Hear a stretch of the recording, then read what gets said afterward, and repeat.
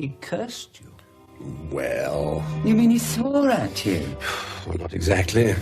What do you mean? Let's forget it, can we? You know, I wish I'd never mentioned it. I don't often lose my temper. Not on the air. Oh, you mean you swore at him? Oh, John, please. And it's on tonight? I'm not very proud of it. What time? I'd rather not say. Oh, come on, James, don't be coy. What time? I was hoping you wouldn't ask.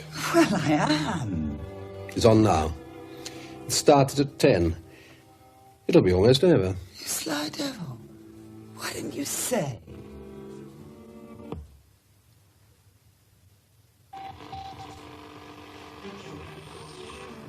But just catch the end.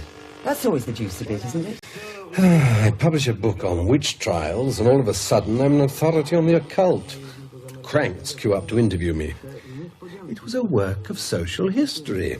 Was he a crank? The worst sort. The committed sort. Sounds like he should be. Should be what? Committed. An eminent authority in my own field. That's what I was told. What do I get? A 5-star crackpot. Oh, I can never get local radio. Wasn't in French, was it? Unfortunately not. John, can you do this? Oh, have a look here. No. I can't agree with that. Ah, that was it. Really, Dr. Gardini, that's not the case. It's all just psychophysiological and has... Not that I care. We're not talking about my book now, of course. I don't think he'd even read it. Do you think you're rather out of your depth, Professor? Very probably. Like I'm out of my depth in a puddle. There is a force in the world. Here we go. A force. We know nothing about it except how to tap it. And of that we know very little. Spells, curses, charms, all these things, different as they are in different cultures, are ways to connect with this force. Channels through which a little of it may pass. Dennis Wheatley strikes again. Sometimes the force may be used to heal, sometimes to destroy. It is made manifest in different ways and for different reasons. But it is not, as you suggest, all in the mind. It is as independent of the mind of man as the forces contained in the nucleus of an atom. It is mysterious to us now, as those were 50 years ago. And it is equally devastating. Crackers. What? You're crackers. Crazy! You sound like a wizard in some half-baked science fiction film. We're supposed to be talking about religious persecution in the 17th century. How dare you? James! Why did you do that? I've had enough. There's not a lot more. What there is terrible. All rowing and abuse. Is that where he swore at you? He didn't actually swear at me. But you said... He cursed me. Or threatened to. Well, it's a fine distinction, but... You know, necromancy, the evil eye. He set the force on you. Well, you could put it like that. Threatened to. On the air? I told you he's a fully paid-up loon. What did you do? Afterwards, I mean. Nothing. Went home, had a whiskey. Tried to forget the whole thing. And Gardini? Went home, slaughtered a chicken, stuck pins in a wax doll. Never wonder. I don't think so. No. No. Oddly enough, he called round and apologized. What? Apologized? I was surprised. He even gave me a book. I haven't looked at it yet. When was this? Last week. A few days after the recording. Oh, well, that's nice. Perhaps he's not as much of a screwball as you thought. Aleister Crowley, the great beast. 999, whatever it was. More scotch. Please. John. Well, I'm going to be going after this. Okay. Oh, thank you. Oh, splendid. Oh, John. Before I do, I'd like a word with you in your professional capacity. I'll leave you, gentlemen. Oh, there's no need. Oh, well, the Hippocratic Oath and all that. No, really, I've got things to do for the morning. I'll see you before you go.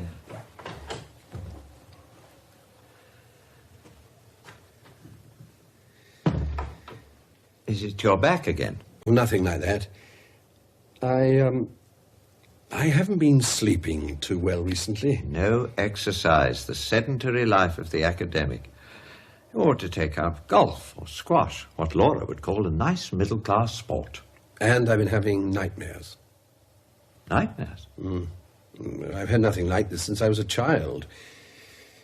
We were evacuated to a house in the middle of the Peak District.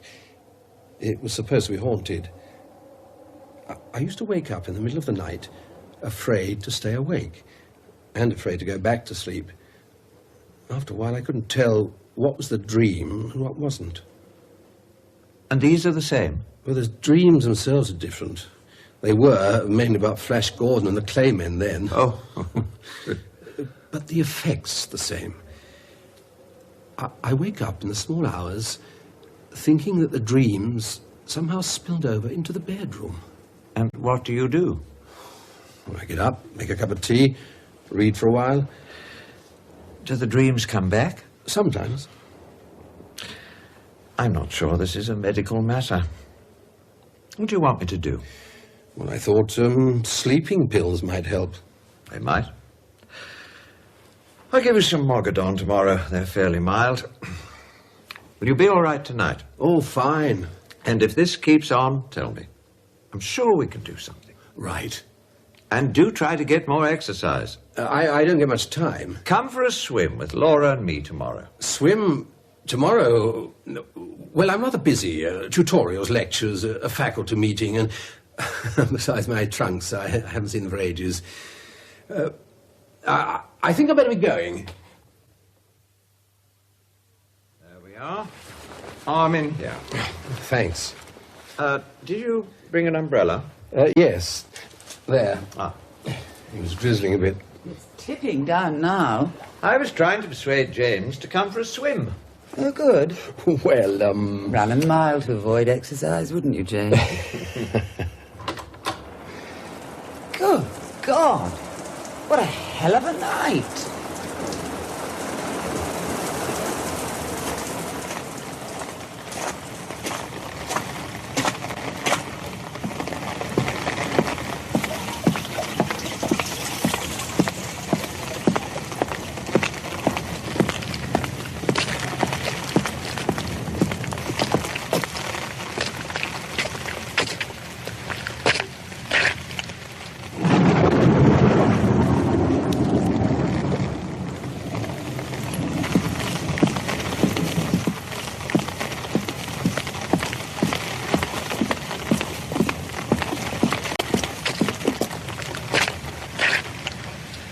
Who's there?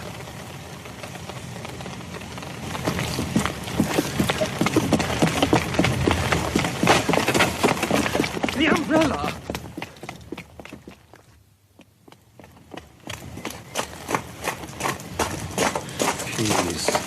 Keys. Damn! First Speedwell, then you, Professor Montague.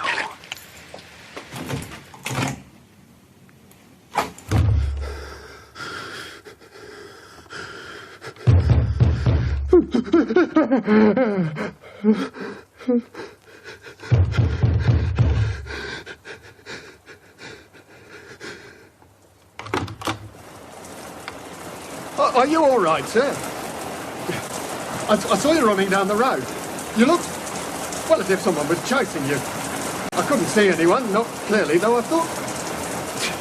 Well, anyway, I'm just calling to see if you're okay. You look a bit upset. Thank you, Constable. I'm fine. I was running to get out of the rain. I'm afraid I'm a bit out of condition. Well, if you're all right, sir. If you're sure... Fine. Would you like to come in for a few minutes out of the rain? I'm going to make some tea. I'd love to, sir, really, but I better not. This is in for the night now, and I'd only get wet again. Okay. Thanks for calling. Good night. Good night.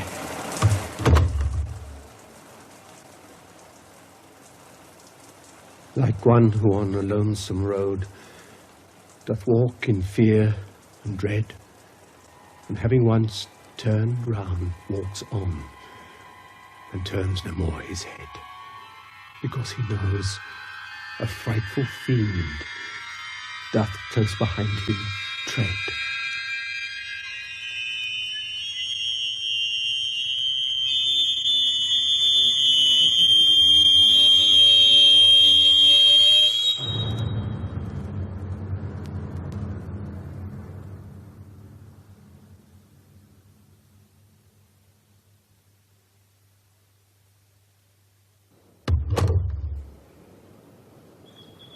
Morning, Professor. Good morning. Horrible night last night. Horrible. Just one letter, I think. Yes, here it is. Well, thanks. Goodbye. Cheerio. Hey, wait a minute. Yes? What can I do for you? It's this letter. The one I just gave you? Yes. There's no postmark on it, you see. The stamp's been crossed out with a biro. Oh, must have slipped through the machine. They sometimes do. One of the sorters must have crossed out the stamp. There's no way to trace it, is there? Find out where it came from. Sorry, we deal with so much mail. You look, well, not bad news, I hope. I don't know. It's odd. Look. Speedwell first, then Montague. And it's not signed. Queer, isn't it? Is it some kind of threat?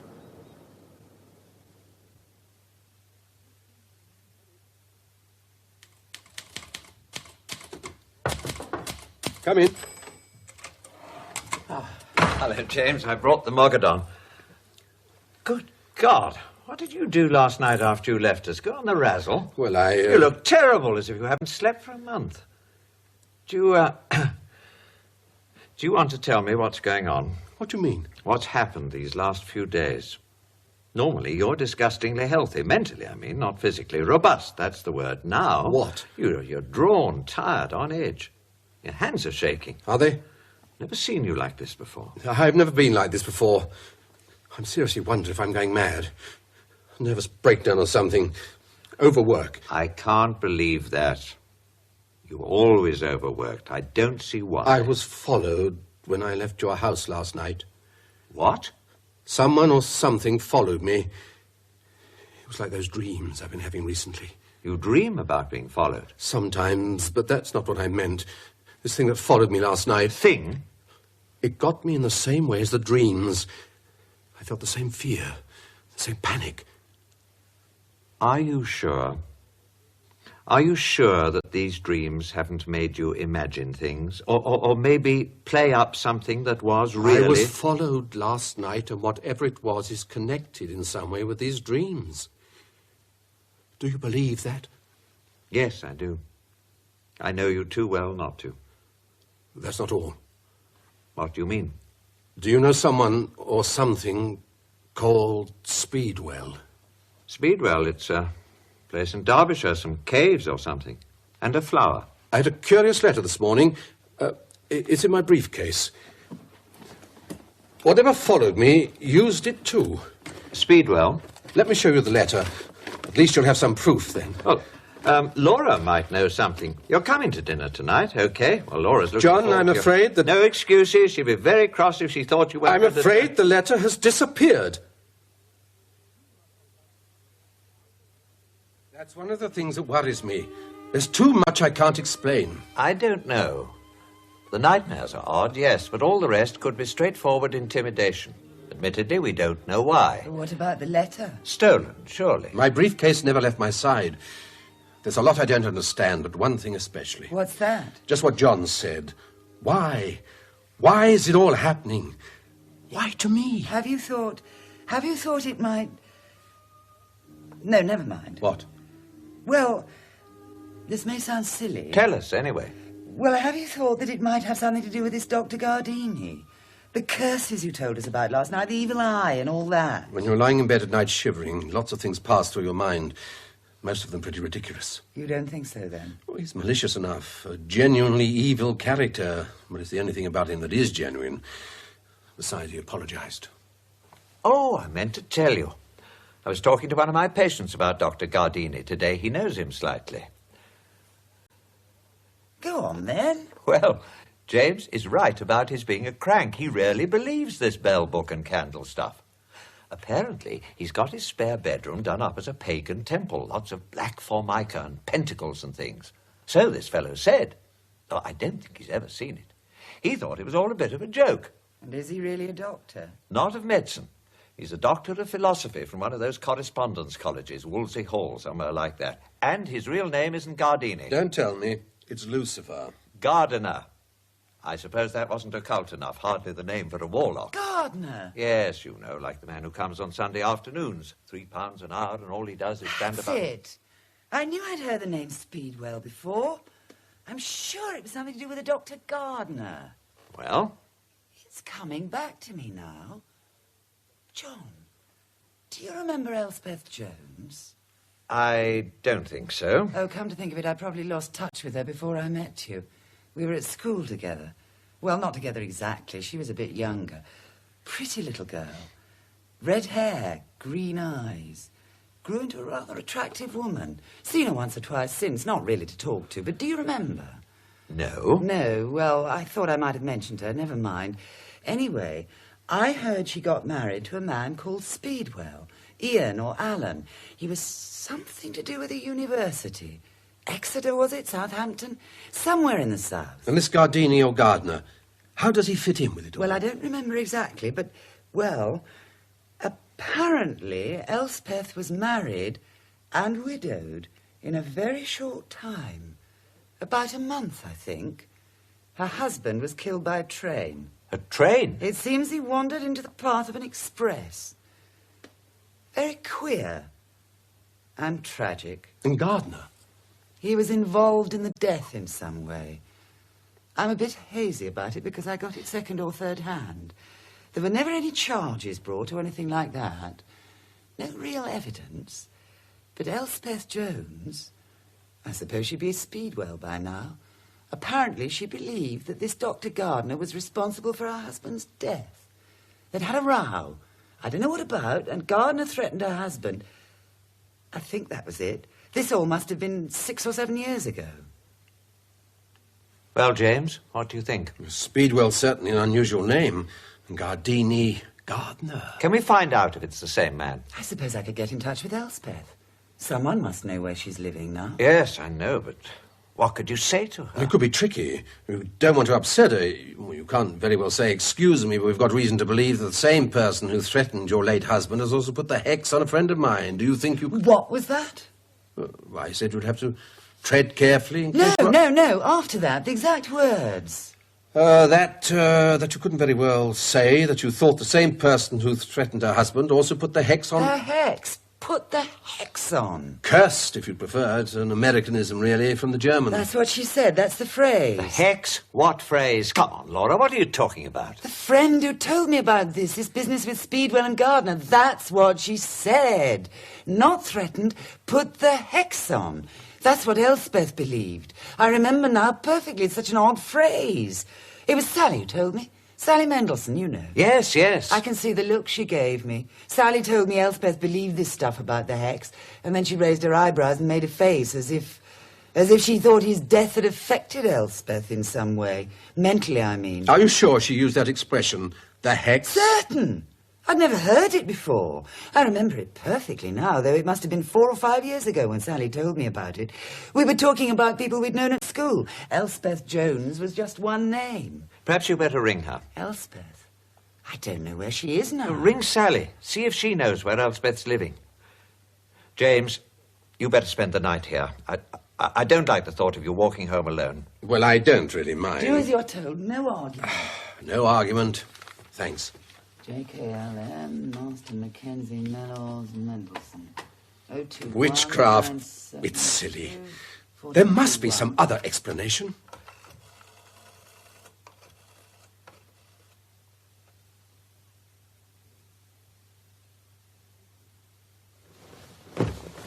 James, is that you? James? Sorry, John. Did I wake you? No, not really. I was just dozing. Oh, what's the matter? It's the nightmares again. Oh, I just couldn't sleep. I didn't take the Mogadon. I thought I'd go down and make some tea. Oh, you know where it is? Oh, yes. I hope I didn't wake Laura. No. Good night. Good night.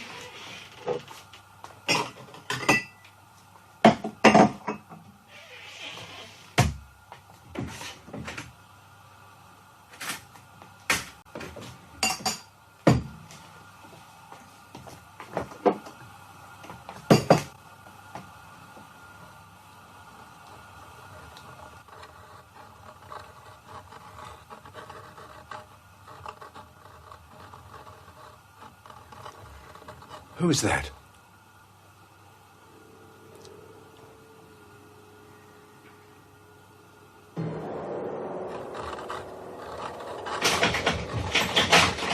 What do you want? I'm not going to open this door unless you tell me what you want.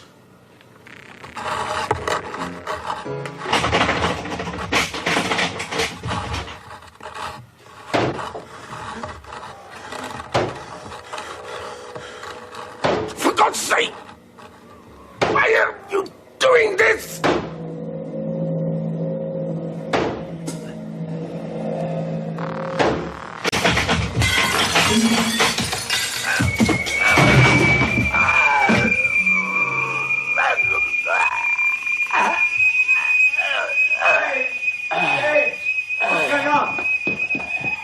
My God, what's happened? James on the floor. Is he all right? It looks like a cardiac arrest. Quick, fetch my bag. All right. Go on.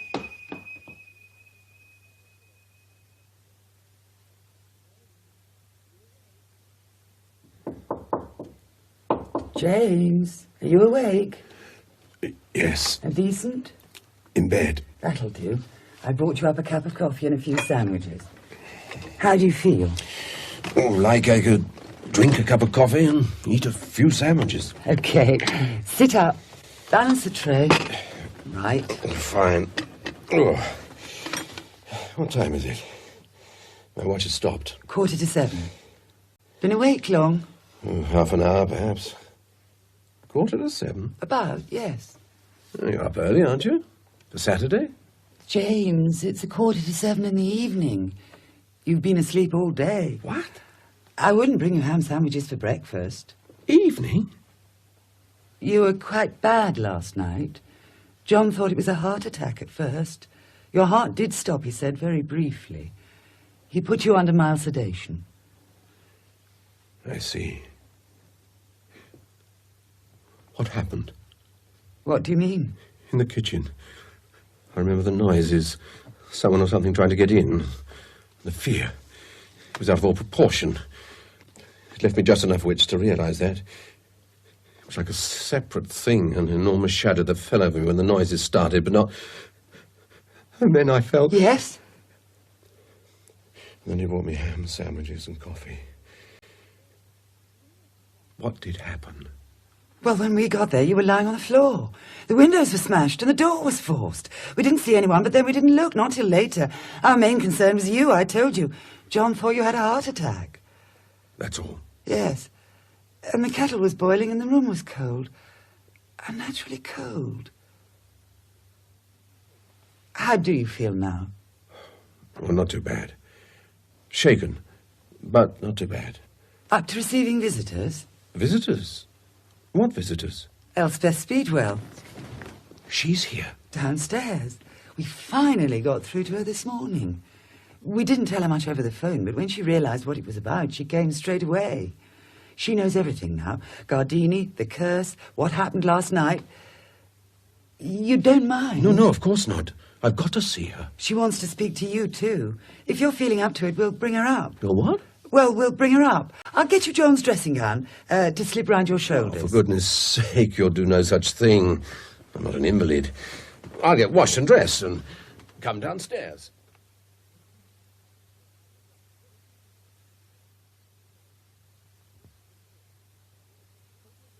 And do you think it's the same man? It could be. It's hard to be sure. Could you describe him, James? Well, he's a small man, well-dressed, though not to my taste.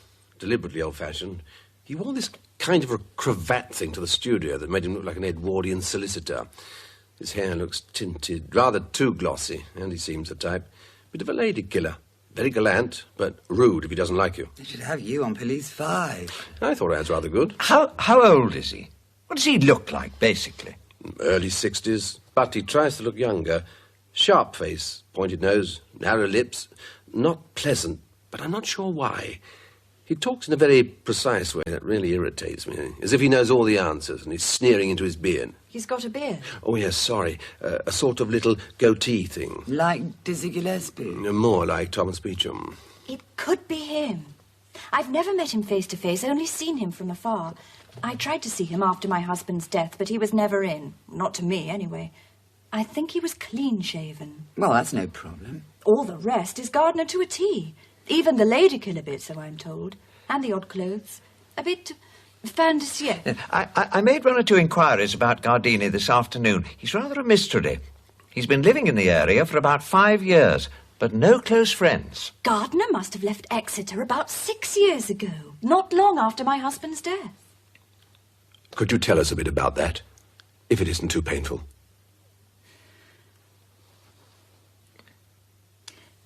Ian, my husband, was head of extramural studies at Exeter University.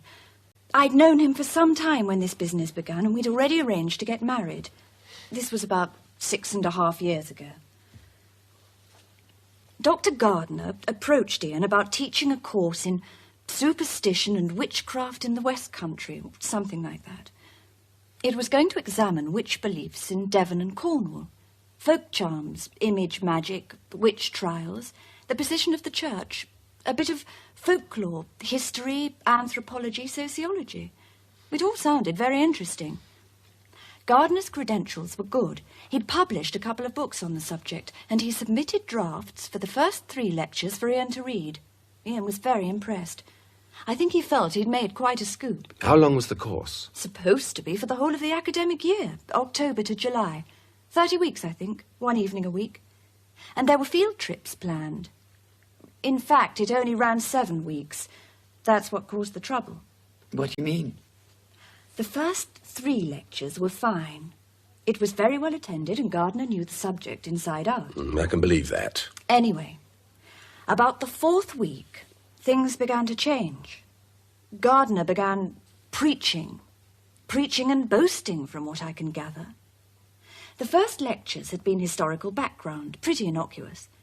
By the 4th week, he was on to spells, charms, curses, that kind of thing. He obviously believed every word of it. It seems he talked about a force. The force? It must be the same man. What do you mean? Well, Gardini talked about a force in the radio broadcast, and that's what made me... Go for him? Thank you. Well, that's what you did. It all sounded so silly and nasty. So did this. There were a few complaints, but Ian decided not to do anything. He thought the lectures would get back to normal. And did they? Far from it. When Gardner was challenged, he seemed to regard it as a personal insult. That's it. I don't quite know what happened. Ian never told me, and no one else would talk about it, but... Yes? There was some kind of practical demonstration. A spell, I suppose. The force. What happened? I don't know. Only the consequences. And what were they? Everyone was badly shaken up. Someone had a nervous breakdown.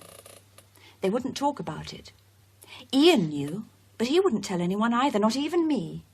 It was about then that we were married. What happened to Gardner? Dismissed immediately. The rest of the course was cancelled. Ian was very, very angry. He told Gardner he'd never lecture in a British university again. And that's when Gardner cursed your husband. He threatened it then. The thing itself came later.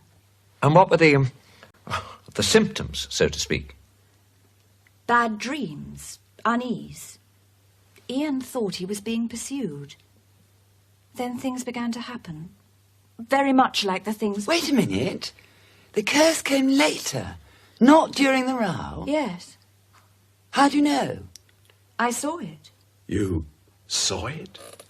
It was in a book that Gardner gave to Ian. A book?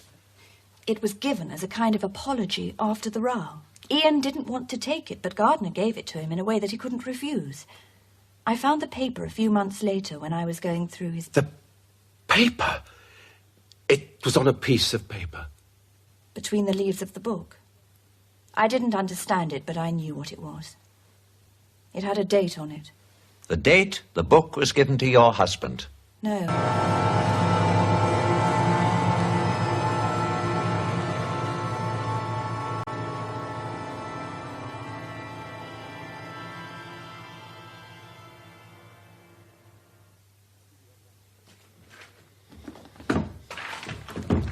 I didn't unwrap it.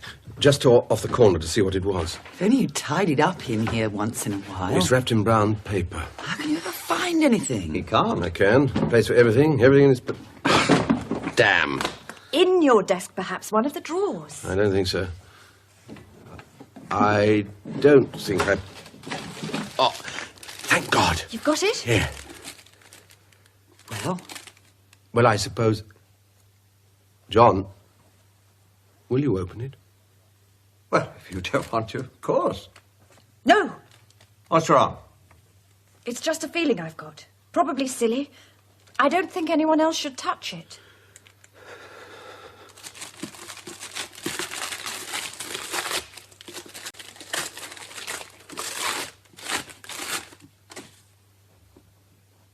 Well? The Characters of Power. Sounds like a study of 19th century statesmen. By Dr. S.M. Gardini. His own book. It's the same as the book he gave to Ian. The name under the title was Gardiner, then. A monograph concerning the magical alphabets of Northern Europe and their relationship to malefic witch beliefs from the 16th century to the present day. Sounds deadly. I mean boring. Now open the book. Gently. Is there anything there? I can't see anything. Try again. A slip of paper.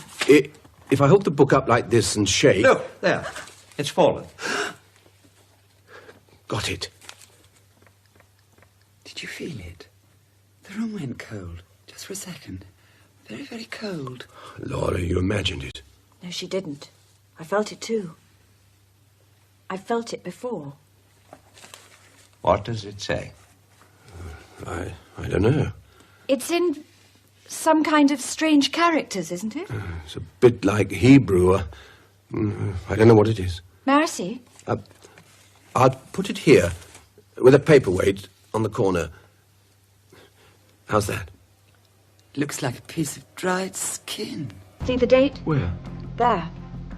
29/3/1980. Next Saturday. A week.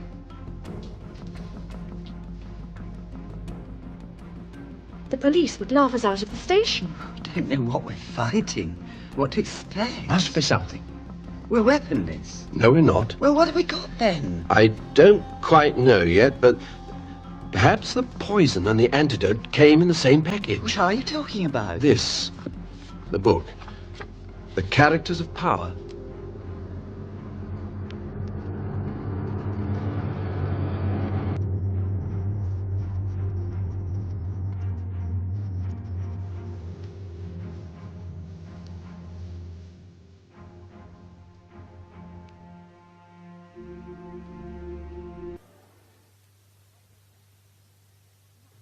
It took me just about a year. One day something just seemed to snap, and I thought, the past's the past. I'd better make the best of what I've got. And then? I moved to London and... Hello, dear. Go anywhere nice? Down by the river. Haven't you finished in there yet? I don't think so. I popped in with a cup of coffee. He said he'd be about 20 minutes. When was that? An hour ago. Damn it, it can't be more than 100 pages. He must have read it by now. Well, I think he's read it. He's checking some things up. He was going through a lot of other books when I went in and making notes. Notes? The academic mind. He's not writing a thesis on it. We only want to know one thing. He said he couldn't be too careful. I'm going in to see what he's up to. You'd better not. He specifically asked us to keep you out. Me?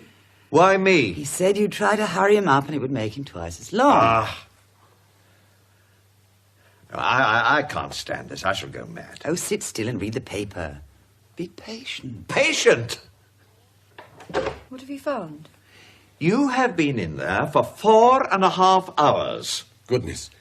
As long as that? John's exaggerating. He must be getting impatient. Oh, no, not at all. We realize these things take time. Elspeth said that you were making some notes, checking a few things up. Yeah, that's right. Was it any good? Any good? Well, as a piece of disinterested academic writing, it was appalling. Research is thorough enough, but the style is awful. More like a lurid popular novel. He never acknowledges his sources, which is very annoying and most unscholarly. That's one reason why I was so long checking everything up. Then there's a document revealing the psychological states and attitudes of its authors. For God's sake, James, this isn't a seminar. Elspeth didn't mean, was it a good read? Would you have got a good degree with it? Does it tell us what we want to know?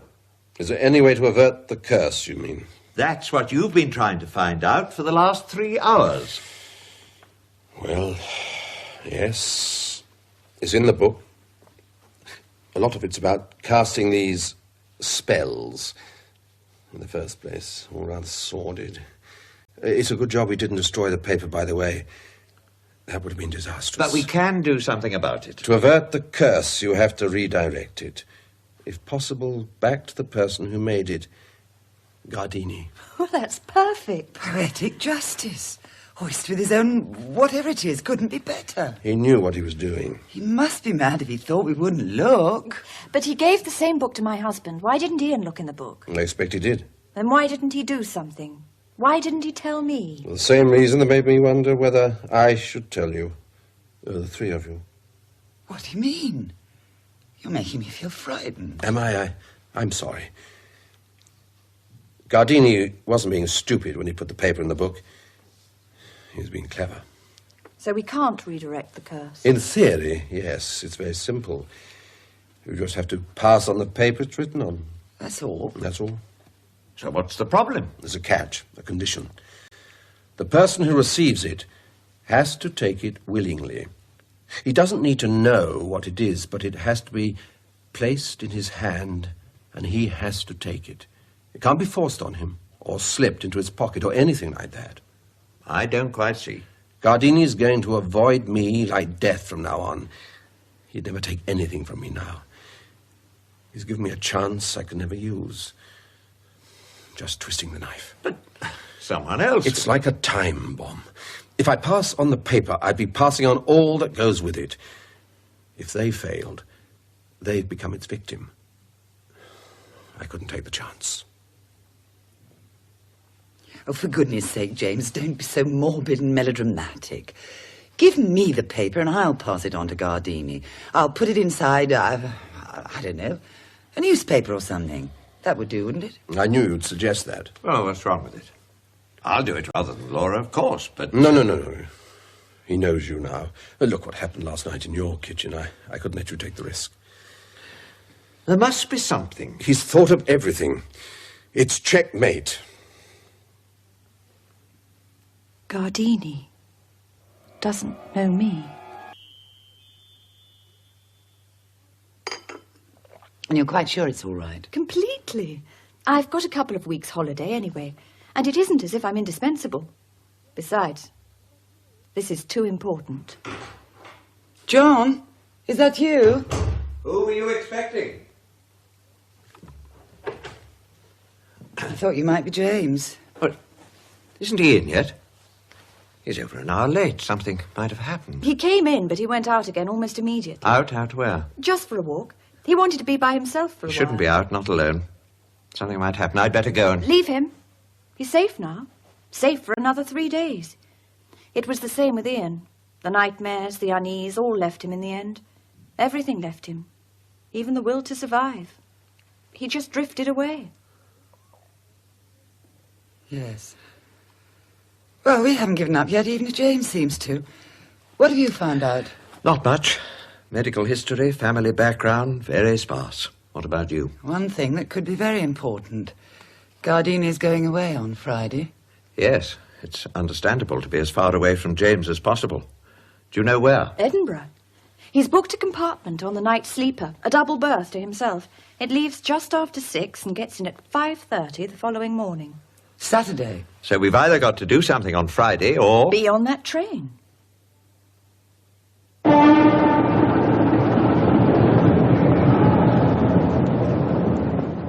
Do we have to sneak around like this? I feel like a criminal. Shut up and get on! Quickly! He might see us! Have we seen him? Not yet! John's looking out! Stop peering around! Get on!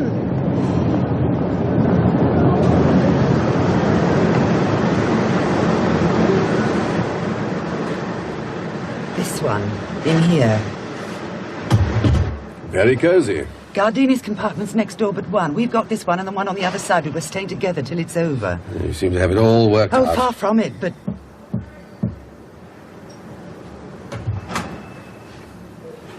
He's in his compartment. Good. Good. He'll probably stay there. For 12 hours?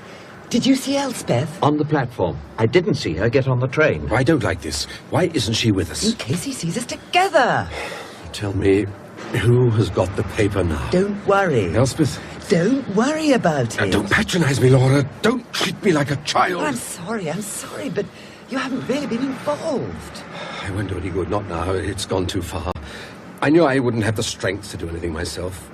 Those bad dreams, all those sleepless nights. But at least I'm going to make sure my friends don't get hurt. I've told you, one chance, that's all.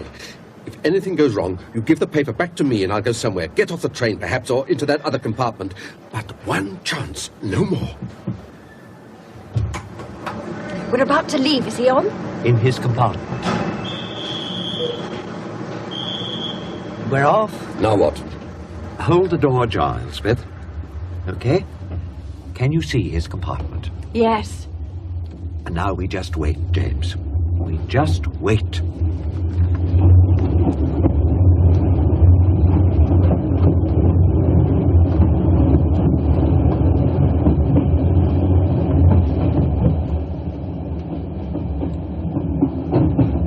Is there anything to eat? Some sandwiches. There, in that bag. Wine? And glasses? For later, to celebrate. Unless something happens soon, there'll be nothing to celebrate. Coming out. This way. Listen.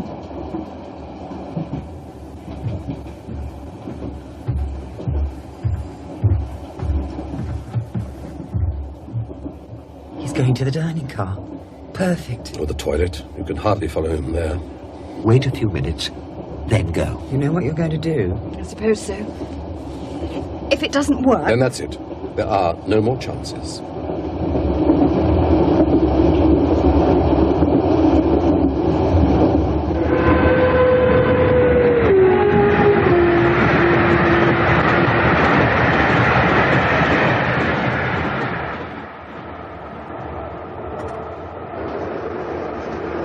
Table, madam? I'll find my own place, thank you. I'd rather not dine alone.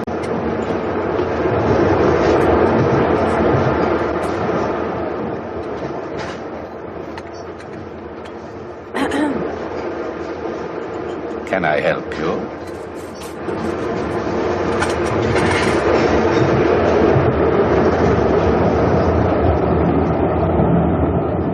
Must have gone to the dining car. Well, he hasn't come back to his compartment. Perhaps he got off. Don't be silly, we haven't stopped. He isn't in the loo, not for all this time. What is the time?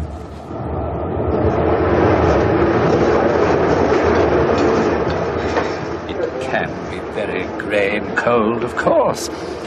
At the wrong time of year, it can be quite miserable. But yes, it is a beautiful city. Are you going on business or pleasure? Oh, well, you might say I'm going to escape. You know, get away from it all. How nice. Staying long? A few days, no more than a week. And you? The same, I expect. It depends how I like it. You've never been before? Never. Oh, well, you must let me show you round. More wine?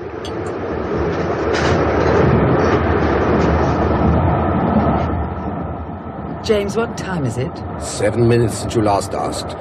12 since the time before that. Doesn't help. What? Worry. Well, aren't you? Enough for us both. You needn't bother. Oh, if only we knew what was going on.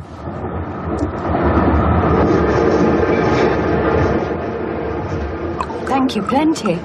I've really had enough, more than enough. Where do you stay? Perhaps I could recommend a good hotel. Well, actually, I'm staying with friends. Friends, oh, I see. Oh, but they'll be working during the day. I'll be left to fend for myself. It would be very kind of you to show me the city, if you wouldn't mind. Mind? Introducing a beautiful woman to a beautiful city? It's very kind.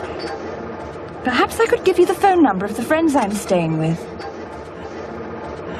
Would that be all right?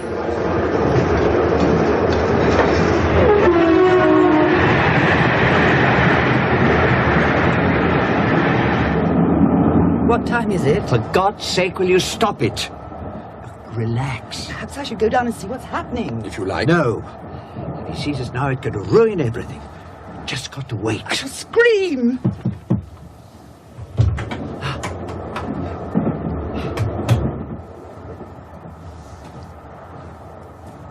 The old-fashioned charm. He uses it like a club, hammers you down. You made contact, all right? Contact? He's been complimenting my eyes and plying me with wine for the last 2 hours. And? And what? Did you do it? Did you pass it on? Of course. You did. I wrote a telephone number for him. He's going to contact me when he gets to Edinburgh, so he thinks. I wrote it on an old envelope I had in my handbag. He put it in his pocket without looking at it. The hex was in the envelope.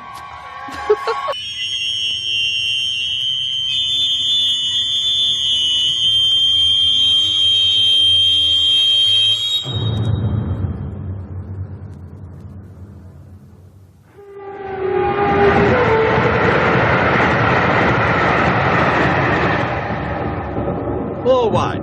Thanks. Elspeth? Good Lord, no. Must be late. Nearly 12. 12. That means it's almost... Almost Saturday. This is when Ian died. Just after midnight.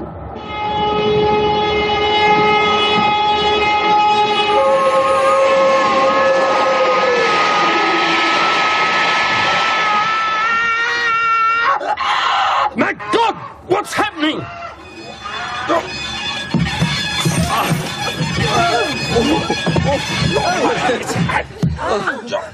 What happened? Where are we? I think we're in a tunnel. That noise. What was that noise? What's going on? I'm not sure. Shh. I'm trying to listen. Excuse me, sir. Yes, I heard all the commotion. What's wrong? Is there a Dr. Rhodes in this compartment? That's me. What's the matter? I'm the guard. I noticed your name on the booking register. What is it? You are a doctor of medicine, sir? Yes, for goodness sake, what's going on? I don't want to upset the lady, sir, but there's been an accident just along the corridor. I've looked in and things are a bit of a mess. I don't quite know what's happened. Perhaps you could take a look. Yes, of course. You'd all better stay here. Next compartment but one, sir. I don't think there's much you can do. I'm sure the man's dead, but I'd like you to take a look all the same. I think he must have been a medical man like yourself, sir. Dr. Gardini, his name was. In here, Dr. Rhodes. Looks a bit like a heart attack to me. Must have got to the communication code just before he collapsed. The thing that strikes me as odd is, well, his face. I've never seen a look like that before. As if the devil himself came up and did him in.